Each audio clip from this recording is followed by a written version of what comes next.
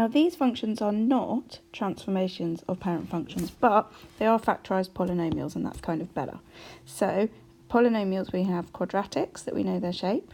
We have cubics, which due to the x squared and x terms have a little wibble in the middle like that. And we have quartics, which look a lot like a quadratic, but they're flatter at the bottom. And if they've got other terms in, like these will, then they'll have a little wibble in the bottom too, like the cubic, so something like this. And these are all the positive versions. If they were negative, then they would flip upside down. So first we need to establish what we've actually got. We've got a quadratic for the first one. There's an x here and an x here, so that would multiply out to make a quadratic. A cubic in the second one. A cubic here because there's actually 2 of the x minus 2 terms, so that's a cubic.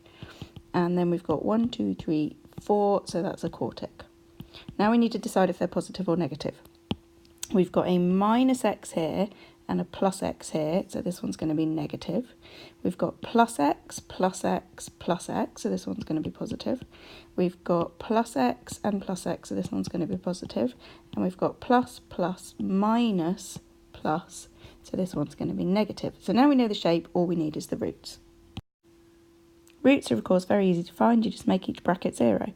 So we have x is 5, x is minus a half, x is minus 2, x is 4, I mean this couldn't be any easier, 5 over 2, x is 2 twice, don't forget, x is 3, x is minus 2, x is 3, x is, oh now this one we're very careful with because there's a minus, I'll write it slowly, 1 minus x equals 0, 1 equals x, x is 1, and finally this one, 1/3.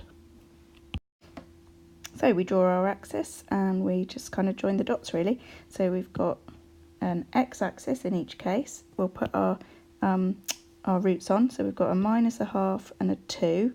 So the y-axis will be sort of there.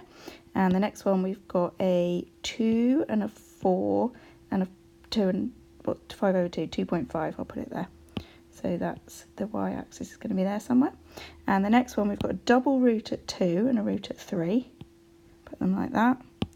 Obviously you would do these one at a time. I'm just showing you each skill.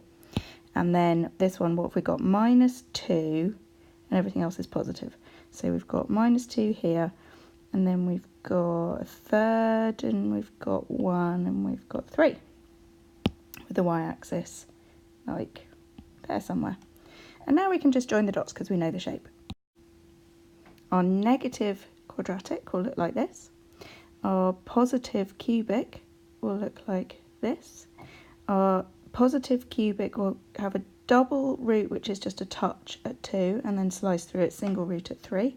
And then we've got our negative quartic, which will look like this. Final task would be to find the y-intercepts. That's when x is 0.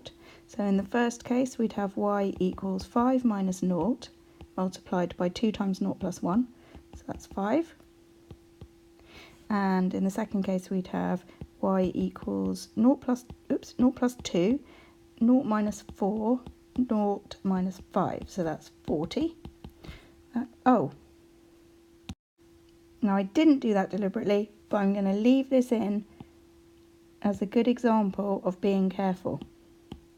That can't possibly be 40, it's negative. This is where I've gone wrong. I said x was 2 and it isn't, it's minus 2. The y-axis should be more like here, not here. And 40 was correct, and 40 is there on the positive y-axis. Happy now?